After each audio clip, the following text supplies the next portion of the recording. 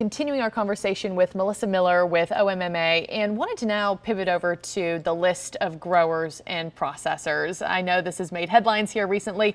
First of all, just what was that list? Right, so at the end of October, OMMA published a list of all licensed businesses. So that information is public record. We received requests for that information. So we put a list of licensed growers, processors, and dispensaries on our website. That included, the entity name, the license number, address, city, county, and zip. Okay, but that was just businesses. It wasn't individuals who had the license. And talk about what led up to eventually taking it down.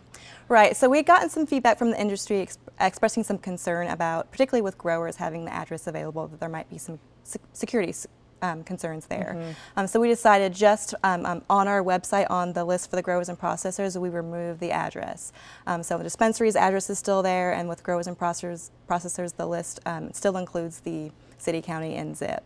But we heard what they said. We wanted to be responsive to that, but still wanted to provide that information to the public, so we thought that was a good compromise. So you can still get that information, still public. You just have to file an open records request. That's correct. Nothing has changed about that information being public record, so people still can request that through an open records request. And I know we've done a couple stories, one Norman couple who their property got ransacked, and it was the property that was listed on this website. How many of those stories did you deal with because of this? I believe that's the only one I'm aware of. I mean, again, we've heard people express concern, but as far as something actually happening, I've heard of that one in Norman there was a story about, but I haven't heard many others. And we do remind businesses of a couple things. One is that in the application itself, there is a statement they agree to that says they do understand that that information may be published on our website. So we are upfront with them about that when they apply.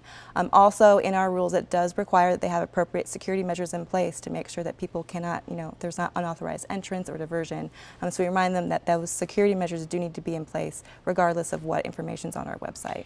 Did most of those businesses want that information taken down? Is there a reason to either take it down or, something that would be advantageous to them to leave it up?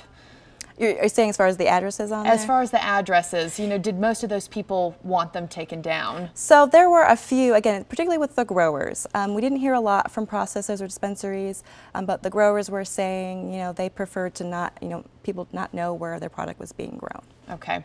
And did you look to other states? Do other states have this as public information, but you have to file an open records request, or in other states, can you just search online and it's right there to see? It kind of varies from state to state, but again, it's public record, and so that's kind of the reason we decided to share that with the public.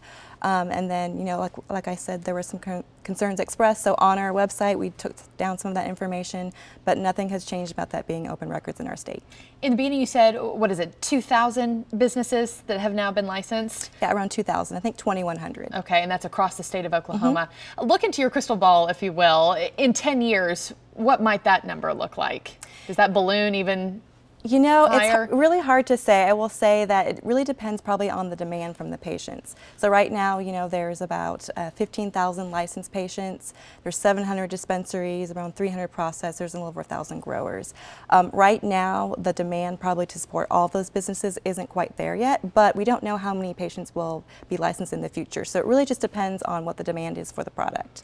What are you hearing from Oklahomans just about this new law that's been enacted? What are you hearing? Is it mostly thank yous? Is it a lot of complaints? What's kind of the overarching feedback that you're getting? So we get a lot of phone calls still. We get about 200 phone calls every day still. Oh my gosh. We hear a lot of people mostly just wanting help with their application, so very happy that we had that assistance available. A lot of people just very grateful that they have something to take for pain other than what they were taking before. We get a lot of that.